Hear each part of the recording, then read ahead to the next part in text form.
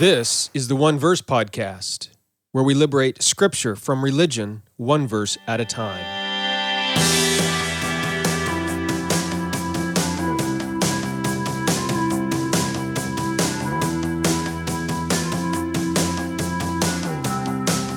Well, hello there.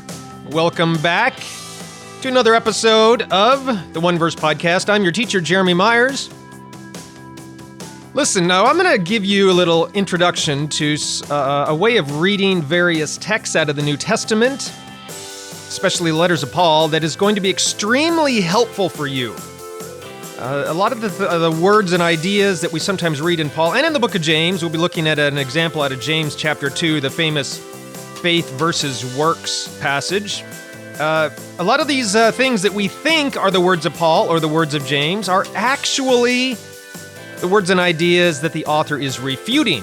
And I'm going to give you some clues and tips and insights on how to know the difference and how to tell what's going on there, okay? It's going to be extremely helpful for you. The podcast might be a little longer than normal, but I think that you will enjoy it and your Bible study. You'll be able to read your Bible with a lot more clarity going forward as well. And hey, I would like to invite you, if you enjoy this podcast, you know, it's quite time-consuming and also quite expensive to put this out, and so if you have benefited from it, I have a new way that you can help me cover the costs and also show your appreciation for this podcast and the truths and ideas that you learn from it, and that is by sending a donation by text. If you're on your phone or tablet or something that has access to the internet, or you can text on it, but especially on your phone if you're driving around, traveling, walking your dog, commuting to work, whatever. Don't do this if you're driving, by the way. Don't text and drive. Wait till later. But listen, you can send in a donation by text to show your appreciation to help cover the cost. I will greatly appreciate it. The podcast goes out to thousands of people every single week, and this helps that continue to happen. Anyway, here's all you have to do. You can send a text to, all donations, they go through PayPal, but you can send a text to PayPal, PayPal, 729-725, okay? So all you do is text that, and then in the text, the first thing you do is put the amount you want to donate. So if it's $10, just put a 10, 10. If it's $100, I would thank you very much, it would be 100. And hey, if it's $2, just put a 2, whatever. I would be greatly appreciated for it. And then the next thing you do, okay, after the amount, here's how you tell PayPal where to send it. Just put my email address, donate@redeeminggod.com, okay? So, again, text to PayPal, 729-725, put the amount, say 10 for 10, and then my email address, donate@redeeminggod.com, REDEEMINGGOD.com. That's all it works. I think PayPal will send you back a confirmation saying, do you want to send $10 to donate@redeeminggod.com? And you just click yes, and it takes care of everything else for you, okay? So thank you very much if you choose to support me in that way. Okay, so you might not know this, but maybe you do. I attended the Renew conference in September, last September, with Greg Boyd, and it was about his new book, The Crucifixion of the Warrior God, and also his book, Cross Vision, in which he attempts to explain some of the violent passages in the Bible in light of Jesus Christ and Him crucified. And as part of that conference, he invited me up on the stage with him to dialogue with him about some of the content of that book. And the reason for that is because, well, actually, it's because I reviewed his book on Amazon, although he introduced me at the conference as being part of this Facebook group, which was really sort of antagonistic towards him and some of the ideas. Now, I am part of that group, but I think I had only interacted in that group about 2 or 3 times, and so I really had nothing whatsoever to do with the book. And besides that, my posts there were not antagonistic at all. I think they were pretty generous and kind and gracious and supportive of Greg. Anyway, the point is that Greg and I have, although we are in agreement, like 95% of the way, on how to understand the violence of God in the Old Testament and then places in the New, such as with the book of Revelation and so on, Our ultimate conclusion at the end of it is we view things somewhat differently, okay? So very early on, he had invited me to come out to the conference to participate in a panel discussion with him and some other authors about the content of his book and our areas of disagreement or agreement, as the case may be, on his book. But I was the only one who said yes. And so I went to the conference, but they did not end up having the panel discussion. However, on the last day of the conference, he did invite me up onto the stage with him, and we had a little dialogue, a little back and forth, where we sort of presented our ideas, and I got to ask a couple of questions. I was up there for about 10 minutes, and just for the sake of you hearing what we discussed, let me include a recording from his podcast, which he puts out, of our discussion. Okay, here it is. This is from the Renew Conference 2017 and my discussion with Greg Boyd. Jeremy, come on up here. Okay, we're going to get to some more of you. We're going to have some... There is a Facebook group. How many of you are in the Crucifixion of the Warrior God Facebook group? There's a Facebook group. It's like 500 people in there, and it's some of the most robust criticism of the book have come right in that group. It's been really... I was on for a couple of weeks and I decided it wasn't worth it. It's really something. So I asked a couple Nasty. I asked a couple of guys who are very active in that to actually honor their commitment to the book, and a lot of people have been blogging about the book, and in this Facebook group, it's open to anybody who wants to join. And so Jeremy's one of them, and so I'm going to actually abdicate my mic and let these two guys have a conversation for 5 minutes about some of the questions that have come up there. Wrestling match. Tag team, huh? Do I get to call someone else in? No. Okay, so, boy, where do I begin? Where do I begin? So, all right, I don't know if Greg knows this. Some of you maybe do. I work in a prison. All right, so a lot of these people... I'm glad they let you out to come to the conference. Yes, that's right. They did. The guards will be showing up soon. Yeah, I bet. Yeah. No, and a lot of these guys in prison, because of their circumstances, feel abandoned by God. Sure. And everybody else in their life. Mm-hmm. Wives, children, parents, friends, everybody have forsaken and abandoned them. And so my concern working in that atmosphere is if I were to go to them and give them your second principle of your cruciform hermeneutic, this redemptive withdrawal, what they're going to hear me say is, oh, everybody else has abandoned me, so has God. And I guess I just feel really concerned that I don't want to give them that impression at all. Right, sure. So it's sort of a pastoral concern, and I know you're very pastoral, have a heart as well. So I'm just wondering if there's different terminology I can use or some way to explain that even though they're here in prison, even though everybody else has abandoned them, withdrawn from them, forsaken them, God has not, and God never, ever will.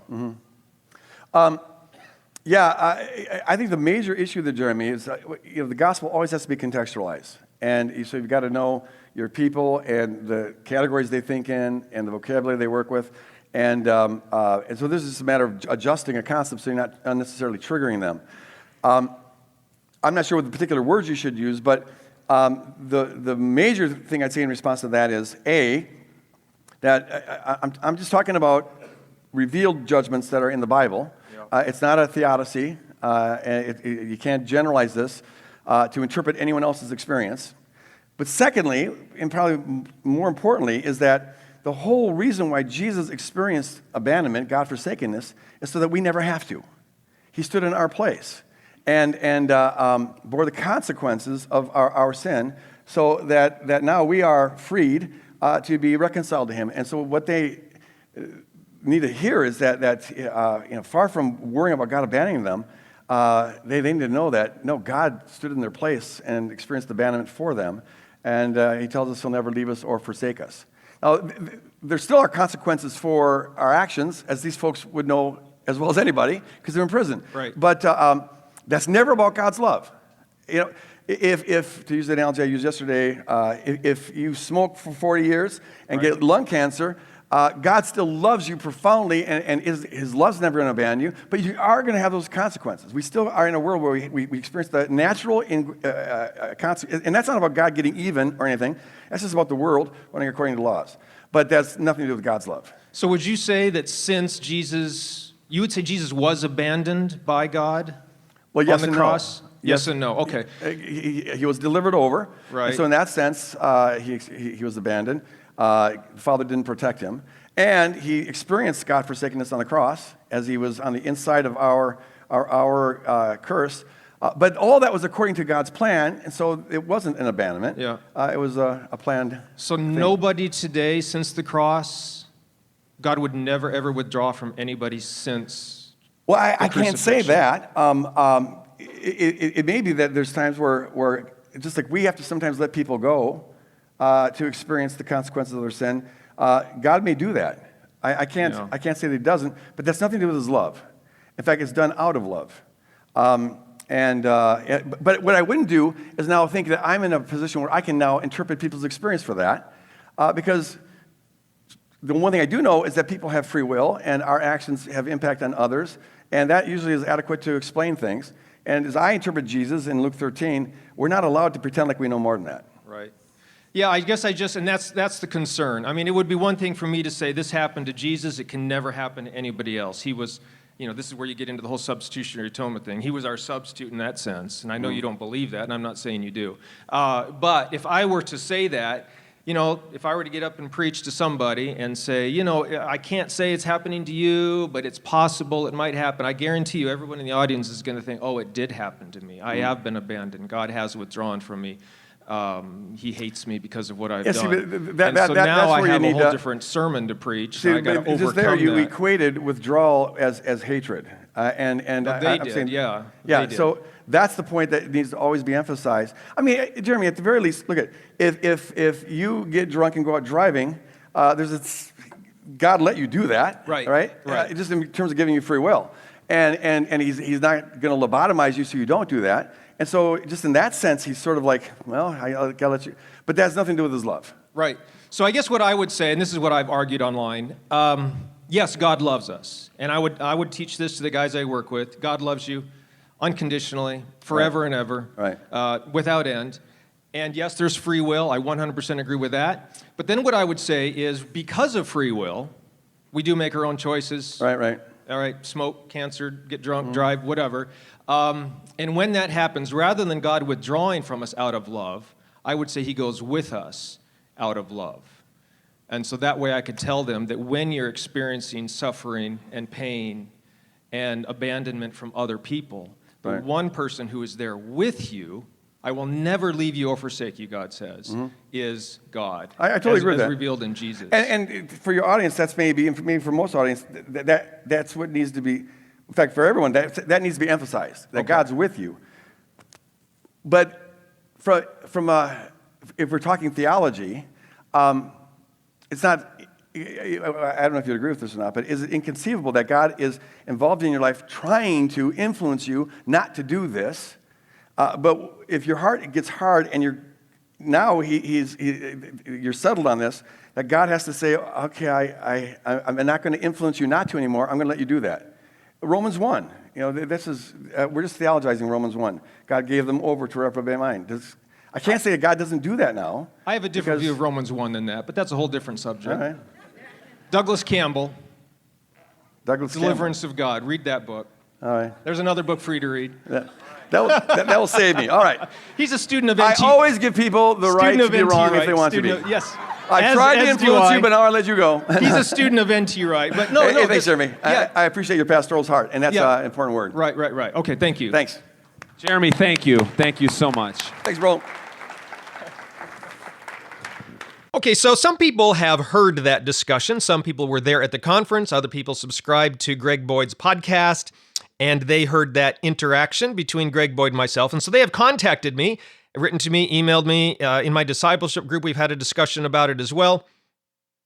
And they want to know what I was talking about there at the very end of our discussion, where I mentioned this book, The Deliverance of God by Douglas Campbell. So that's what this podcast episode is about. I'm going to explain my understanding of what Paul is talking about there in Romans 1. Greg quoted Paul's statement in Romans 1:24 about God handing them over, delivering them up.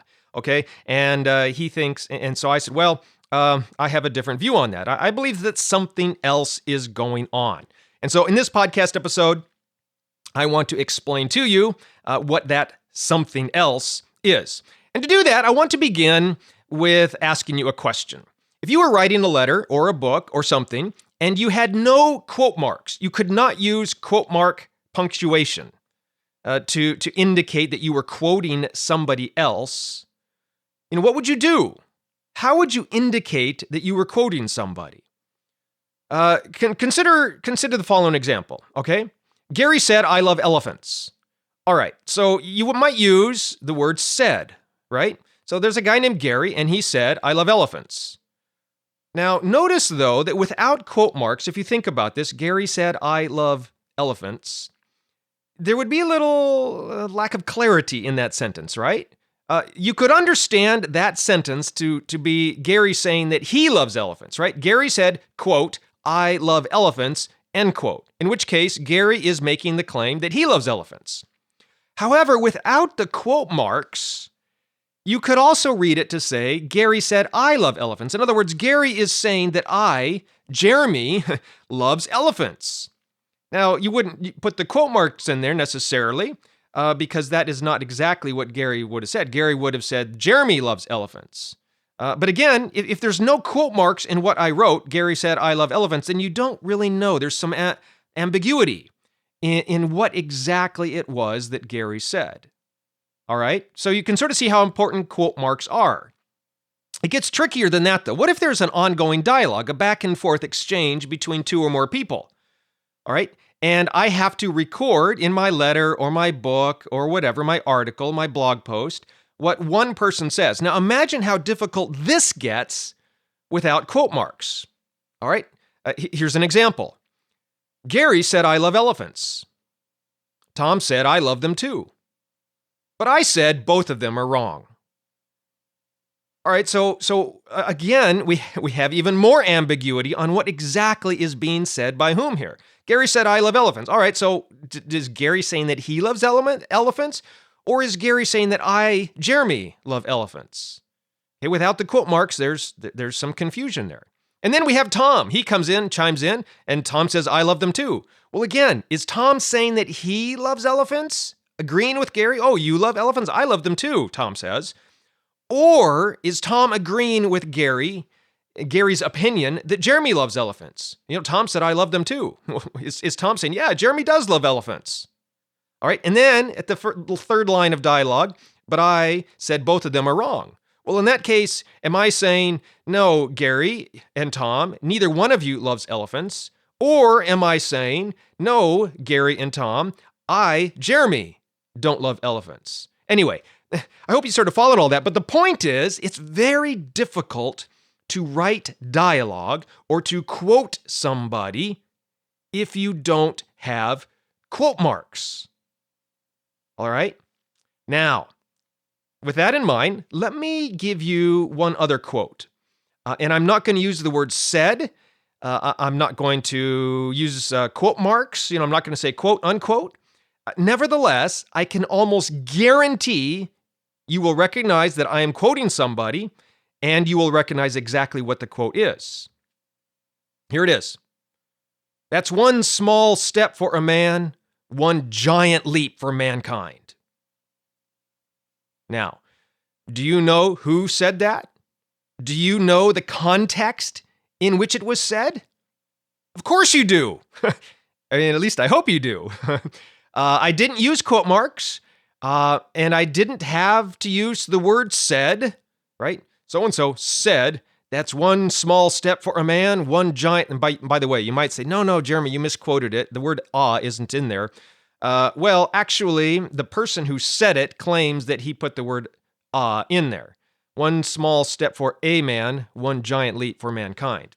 It doesn't come across in the transmission that well, the recording that well, because obviously they're recording that from the moon. It's coming a long distance, and it's a little garbled and a lot of background fuzz and static and stuff. So, but anyway, he claims he said it, so we'll give him the benefit of the doubt and say that he did. Okay. Anyway, even though I didn't say Neil Armstrong said, "That's one small step for a man, one giant leap for mankind," you probably recognized that this was what he said when he stepped out onto the surface of the moon.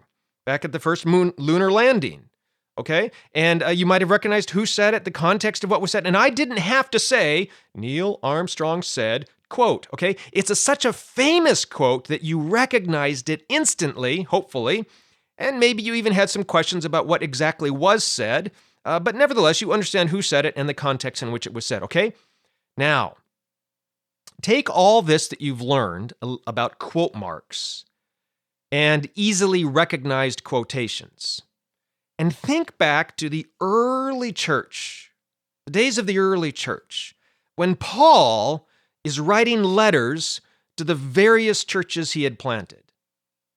Many times, Paul wrote those letters, Galatians, for example, 1 Corinthians, Romans, okay, to correct or refute some of the false ideas and teachings that were being spread around to the various churches. And guess what? There were no quote marks in Koine Greek. Koine Greek is the language Paul used to write those letters. Okay, no quote marks in that language. So what did Paul do? Well, he used a style of writing. It was very, very, very common in that day in Koine Greek.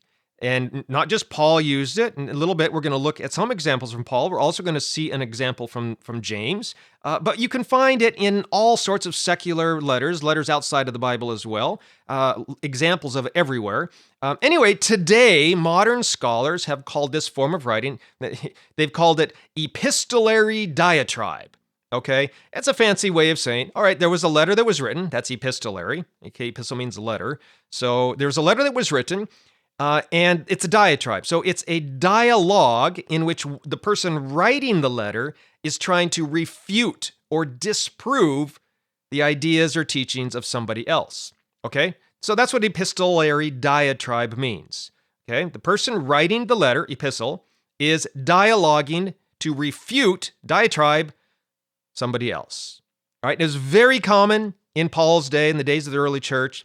And there are numerous examples of it all over the place in the New Testament as well. Now, what are some of the signs? There's lots of signs, indicators that epistolary diatribe is going on. Okay, and they can't use quote marks. But still, they want to indicate to their readers, hey, I'm going to quote somebody and then I'm going to refute them. So how do they do that without quote marks? Well, there's a couple of things. First of all, they can simply quote somebody, a famous or well-recognized teaching, right? Like when I did with Neil Armstrong earlier. I made a quote, and I didn't have to say, here's what Neil Armstrong said. As soon as I made the quote, you recognized it. So when Paul is writing his letter or somebody else, we may not recognize the famous quote, okay, but they did because it was something that a teacher in their church or some traveling itinerant teacher like Paul, although somebody else, had come in and taught them, and they'd been discussing, and maybe they even wrote a letter to Paul saying, hey, so-and-so came here and said this, what do you think? And then Paul, when he's writing his letter, he quotes what it was reported to him that this teacher said. Okay, so they're going to recognize this famous or important quote, okay? And then Paul would turn around and refute it. So he doesn't have to say, so-and-so said this. He just has to quote them, and the people reading the letter, hearing the letter read, would recognize it. Okay, so that's the first thing. He might quote a famous quote, okay? Now, also, like we do today, Paul or whoever's writing the letter might use the word say or said. For example, you have heard it said. Jesus does that. Paul does that. Okay, you have heard it said. Or one of Paul's ways of introducing a quote or an idea that he's going to refute is, but someone will say. And James does that in James 2 as well. But someone will say. All right. So again, today we do that same thing. President Trump said. Neil Armstrong said, okay, and then you quote what they said, and then you work to refute it. All right, the refutation then of what is said typically begins, this is the third sign that this is going on, typically begins with an adversative conjunction. That's, in other words, a way of disagreeing, something like but, okay, that's an adversative conjunction. Or of course not, me genoito, may it never be. Paul talks about that, uses that a lot. Okay, so you're going to quote them, and then you're going to indicate. Now, here's what I think, how wrong they are. And but, yet, however, may it never be, of course not, that sort of a thing, okay? An adversative way of transitioning. All right, and then a fourth sign that this is occurring is a gentle sort of mocking or name-calling of the person being refuted. Who are you, oh man, to talk back to God, okay? Oh, foolish man, something like that, okay? So it's sort of a way of calling them out, naming them, and even mocking them a little bit with a sort of a gentle name-calling. Foolish man, who are you, oh man, sort of an idea, okay? So those four clear signs that epistolary diatribe is taking place. Now, the thing is all four are not always present. Sometimes it's just one or two. Sometimes there's none. And when there's none, well, let's go back. When there's four, it's very, very clear what is going on. And we're going to look at 3 examples of that in just a minute. But when there's only one or two, or when there's none of these signs, these indicators of epistolary diatribe, it can be very difficult for us modern readers to understand that the epistolary diatribe is happening. Okay, but I think once we sort of train our eyes and our minds to start looking for this, then we become trained, like the early readers were, to see that this is indeed happening. Let me give you some clear examples of epistolary diatribe in Scripture. One example is Romans 9:19-20. So this is in this section of Romans where Paul is writing about election. And so in this passage, Paul introduces the person who is objecting to Paul's words. Paul has been talking about election, and then he introduces an objection. And Paul says, you will say to me then, all right? So someone will say, you will say to me then, all right? He's using this word said. That is a sign of epistolary diatribe. And then Paul quotes what this objector is saying. So he's going to introduce the quote, the objection. Why does he still find fault? For who has resisted his will? All right, so there's another sign, second sign. He quotes somebody. What is being said? And you can even see, if you go and turn to this in any English translation, you're going to see that they helpfully added the quote marks around that statement. Why does he still find fault? For who has resisted his will? Okay, we have quote marks in English, so we add them where we think someone is being quoted. Now, it doesn't always happen because sometimes the translators don't recognize that somebody's being quoted. But they do here, thankfully, and that helps us understand. Anyway, so then Paul begins his response, his refutation, in the typical way. He uses the adversative conjunction, and then little gentle name-calling of the person. Paul writes, but, right, there's the adversative conjunction, but indeed, oh man, okay, there's the gentle name-calling. Who are you to reply against God? All right, so here we have all four signs. The word said, you will say to me. The quote, why does he still find fault? Who has resisted his will? The adversative conjunction, but, and the name calling, oh man. So what we see from this is that Paul thinks that God has set up the world in a way that God's will can be resisted. All right? The objector disagrees, says nobody can resist God's will. And Paul responds with a bit of irony. He tells the objector, by saying nobody can resist God's will, when God says people can resist his will, you are resisting God's will. It's a brilliant move by Paul.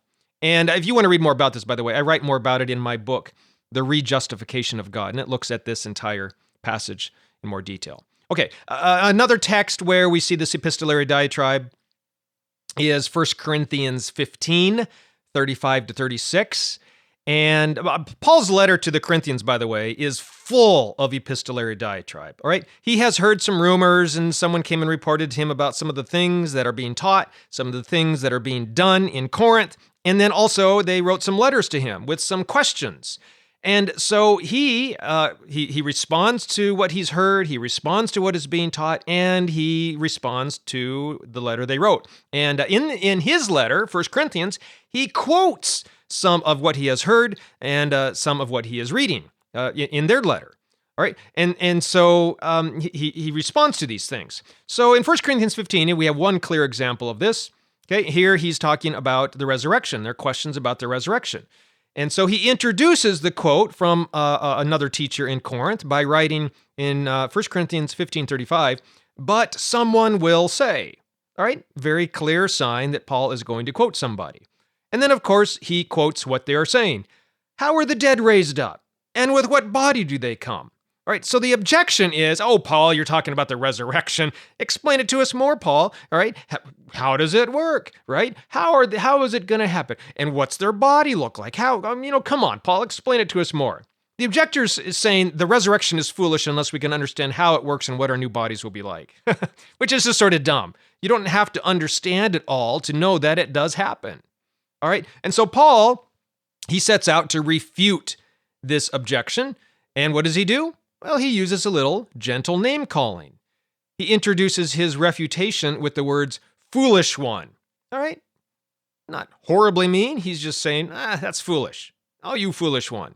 Okay? And then he goes on to explain more about the resurrection. And that's 1 Corinthians 15, 36 and following. All right, now notice that the adversative conjunction was missing. So there we only have 3 of the signs of epistolary diatribe. The word said, say, the quote that they were asking about, and then the gentle name calling. The adversative conjunction's missing. But it's still fairly obvious that this dialogue between Paul and this other teacher is taking place in Paul's letter. Okay, one more clear example of this happening is in the letter of James, James 2, 18 through 20, for example. This obviously is not Paul. It's written by James, the half-brother of Jesus. And he uses it as well, just to get outside of Paul and show another examples elsewhere. And seeing epistolary diatribe in James 2 really helps us understand this famous passage about the relationship between faith and works in the life of the believer. All right, so here, James, he has the signs, the clear signs. All right, first, he introduces the objection by someone else in the normal way. He writes, but someone will say, right? And then he goes on to quote the ideas of this person who is objecting. Now, the question is, we clearly know that the quote starts right there in verse 14. You have faith, I have works, all right? The question is, where does the quote end? All right, you are a student now. You are aware of epistolary diatribe and some of the indications, the signals that writers in Koine Greek might use. So you've seen James introduce an objection. You know that this is going to be followed with a quote, and you see it. The quote begins. Where does the quote end? Well, since you know epistolary diatribe, you are looking for an adversative conjunction and then a little gentle name calling, correct? And where is that found? Well, it's found down in verse 20. But do you want to know, O foolish man? Okay, there it is, the adversative conjunction. But do you want to know? The gentle name calling, O foolish man. What does that mean? It means that all of verses 18 and 19 are a quote from the objector. Now, you're going to have trouble. There's only 1 or 2 Bible translations out there, which shows that the quote ends at verse 19. But even you go and compare, for example, the New King James Version puts the end quote halfway through verse 18. The New American Standard puts the end quote at the end of James 2:18. Okay, so you can even see there between the New King James and the New American Standard that there's a little disagreement among Bible translators on where the quote mark ends. But following the rules, sort of the guidelines of epistolary diatribe, we see that the end quote should actually be at the end of verse 19. All right, and therefore James 2:20 begins James's refutation of this objection. And by the way, this helps you understand what James is talking about. This famous sentence that people often quote, well, even the demons believe, right? That's not James saying that. That is someone who is objecting to what James is saying. And then James turns around to refute them. All right. So anyway, by the way, I wrote a lot more about this at various places on my blog. I have an article called Even the Demons Believe. And you can find that on my blog post, on my blog, redeeminggod.com. And then also I have a whole sermon I once preached on James 2:14-26, where I go through this as well. And you can find that. You could probably just go to Google, search for Even the Demons Believe, redeeminggod.com. Just search that, and Google will pull it up for you. Or you can search James 2:14-26, redeeminggod.com, and Google will pull that up for you as well. So anyway, those are three clear examples of epistolary diatribe in the New Testament. There's lots of other clear examples. I just wanted to point out these three and just sort of show you how they work. Now, let's look at a few less clear examples. All right, I think they are still clear, but they don't contain all of the signs, all of the indicators. All right, they might only have one or two, or in some places, none of the indicators. But again, once we recognize that epistolary diatribe does occur in the New Testament, our antennas are up, right? Our eyes are starting to look for these. And using sort of understanding the thought flow of a letter and the theology of Paul or whatever, of what he writes elsewhere, whomever is writing, okay, we can sort of recognize that these things are taking place. Now, here's the thing. It might be difficult for us to recognize some of these, right? But remember, it's not difficult for the original audience. There's two reasons for this. One, they would have recognized the quotes, the clear quote marks taking place, right? Again, back to my Neil Armstrong thing, right? When I quote that, even if I don't say Neil Armstrong said, quote, okay, one small step for a man, okay, I don't need to say any of that. If I just say one small step for a man, one giant leap, okay, you know I'm quoting Neil Armstrong. Same way back then. If Paul is writing a letter, James is writing a letter, whatever, and he quotes somebody, if it's a famous quote, a quote they would have recognized from some teacher, some letter, something else that they were hearing, they would have recognized it, easily would have recognized, oh, this is that quote from so-and-so. Okay, so now Paul quotes them, and now he's going on to refute them. All right, they would have recognized it, even if we have a little more trouble doing that. We don't live back then, so it's a little harder for us to see it. The other thing you need to remember is that very often these letters were read out loud. We tend to read silently, and since most of us are literate, we read them to ourselves. Back then, literacy was not as common as it is today, and so very often Paul would write a letter, and then he would send someone around to read the letter to the various churches. And very often, as these letters, the church in the various town would gather together, and then they would sit and listen to have the letter read to them. And so very likely, in fact, we see records of this in various Greek literature, Roman literature from the time about these people would go around and read these letters, carry the message of the emperor or the various rulers to spread the message around, stand in the marketplaces and reading these things. Anyway, what they would do is they would change their voice, or they would make a little hand gesture to indicate when one person was talking or another, when there was dialogue. All right, so that very likely happened with Paul's letters as well. This person reading it would, when he knows that Paul is quoting somebody else, maybe he would change his voice, or maybe he would change the position he was standing in, move from one side of the stage or whatever to another to indicate that somebody else is talking rather than Paul. And then when Paul is talking, to change his voice again, change a hand gesture, or move to another location, something like that, okay? It's just sort of a way of being on a stage and performing. These letters were sort of performed in that sense, all right? And so, again, we don't pick that up when we're reading it because we're reading it to ourselves and we don't have a trained reader reading it to us. But that's the way it would have worked then. So here's a little letter. Let me just act that I wrote a letter to you, okay? And so just to give you sort of an example of how this might work. All right, so imagine that I wrote this letter, and now I am reading it to you. It's a short paragraph. Sometimes I look at everything going on in the world, and I am afraid for the future. We must remember, however, that we have nothing to fear but fear itself. And besides, God loves us, and perfect love casts out fear, because fear has to do with punishment. Nevertheless, although I know this to be true, I'm still afraid sometimes. So when I'm afraid, I remind myself of two things. First, I say, no fear. And then I also say, fear not. All right, so did you pick it up? there were 4 intentional quotes in that paragraph, which I just read to you, from other sources. And not once did I say, remember the quote from, okay, Franklin Delano Roosevelt, all right, or from 1 John 4:18, okay, or the old marketing slogan, no fear, from the 80s and 90s. I don't know if you remember that. Or that final quote came from Isaiah 41:10. Okay, but it was possible for you to pick up, I hope anyway, on all 4 of those quotes, because maybe you recognize the words, right? We have nothing to fear but fear itself. Maybe you recognize that famous quote. Or I changed my voice a little bit so you heard it.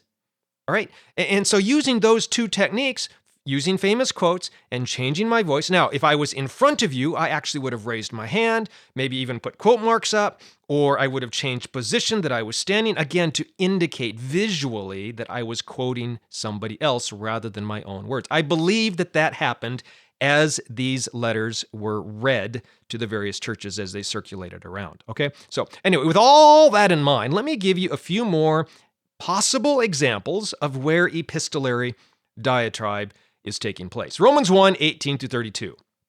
And this is the text, the specific text that Greg Boyd asked me about when we were on stage at the Renew Conference. Okay, this is the text he quoted, and which right at the end of our conversation, I mentioned, well, Douglas Campbell has a good explanation of how that works. Okay, anyway, Romans 1 is obviously Paul's letter to the Romans. There are very clear examples of epistolary diatribe elsewhere. I mentioned 1 or 2 earlier.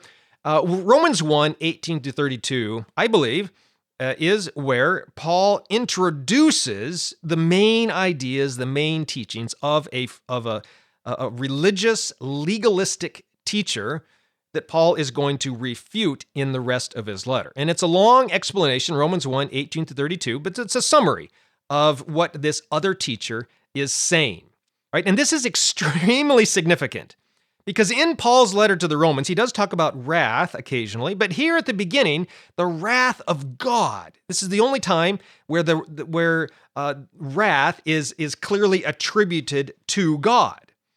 And also, it is here where we read about God handing people over to their sin, right? So that people exchange natural relationships with unnatural and all that sort of thing, okay? And guess what? All of these ideas, if epistolary diatribe is happening here, all of these ideas do not come from Paul, but rather from a legalistic teacher that Paul wants to refute. It's like that idea from James, the faith of demons. Well, that's not James's idea. That's the other person saying something, and then James sets out to refute them. Same here. Paul is quoting this other legalistic religious teacher, and then he's going to turn around and refute it. Okay? And indeed, we do see some clear signs that this is happening. For example, in Romans 2:1, we have this clear sign. We have the adversative conjunction, right? And then we have this gentle name calling. Therefore, you are inexcusable, O man, whoever you are who judge. Okay?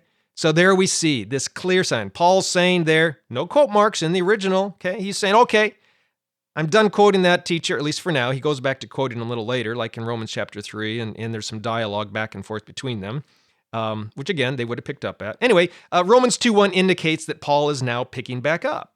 Okay? Therefore, you are inexcusable, O man, whoever you are who judge. He's going to take the arguments of this objector, turn them on their head upside down, and refute this religious legalistic teacher using his own arguments against him. It is a brilliant, brilliant move by Paul here in Romans 1 and 2.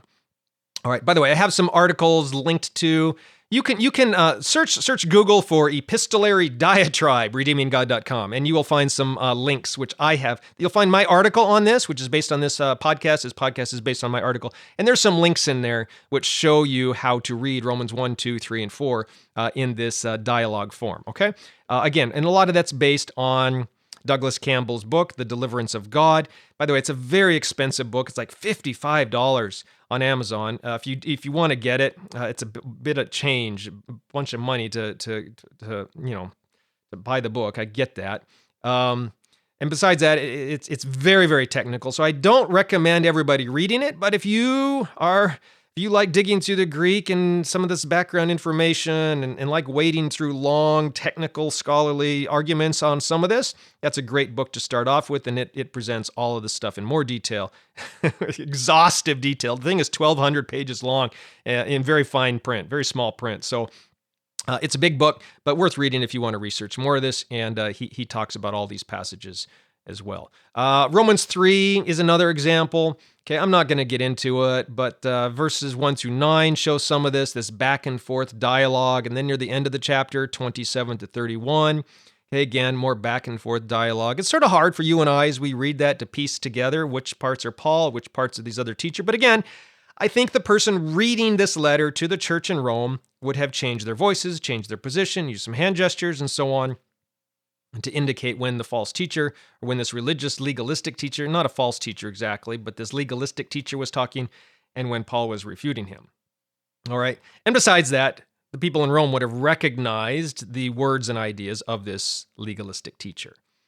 So anyway, that's just another example in Romans. Let me give you two more examples, this time out of 1 Corinthians. We have 1 Corinthians 6, 12 through 14. This is a good example of epistolary diatribe, at least a good possible example. Again, remember, with every new topic Paul addresses in his letter this first letter to the Corinthians, he first quotes what was being taught, or what they wrote to him, not what he was being taught, what was reported to him that they were being taught, or what they wrote to him in this letter, which he's quoting from. Okay, so he quotes, he offers a quote, and then he refutes what they are doing or teaching. Okay, and so I think in 1 Corinthians 6, 12 through 14, we sort of have this back and forth between what they're teaching and what Paul says, what they're teaching, what Paul says, what they're teaching, what Paul says, and it goes quickly, back and forth, back and forth. And I think that the voice changes, the hand gestures, the movement, and how the person is reading the text would indicate that. So I'm going to try to present this to you through audio. Again, it would be helpful if you could actually see me as well, as I would change my hands, change my position. But here's how it would be. 1 Corinthians 6, 12 through 14. All right, and it begins with what they're teaching in Corinth. All things are lawful for me.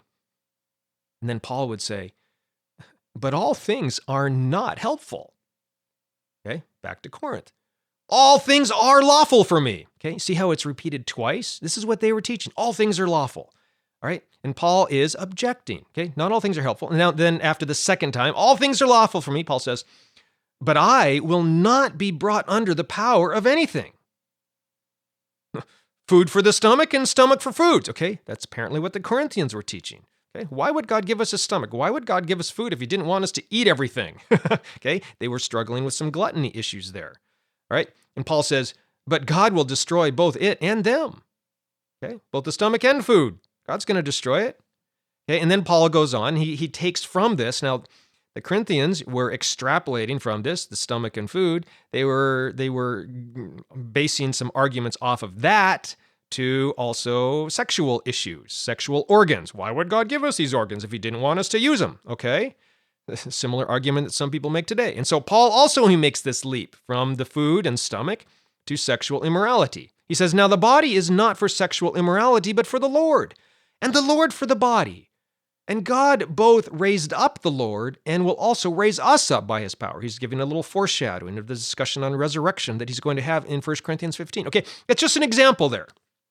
You have this quick back and forth dialogue where Paul quotes what they're teaching in Corinth multiple times, 3 times there, and then offers 3 refutations, quick refutations. Back and forth in dialogue, epistolary diatribe. Okay? Another good example of this is in 1 Corinthians 7, 1 and 2, just a couple verses later. Paul begins the discussion this. Now, concerning the things of which he wrote to me. Okay? And now he quotes what they wrote. Here's apparently what they wrote to Paul in the Corinthian letter. It is good for a man not to touch a woman. All right. Now, do you know how many people have said that's Paul's quote? Oh, look at Paul. He says it's good for men not to touch a woman. Well, that's not Paul's idea. He's not saying that. He's not teaching that. He's quoting something that the Corinthians were teaching, some of the Corinthians. And then Paul sets out to refute this.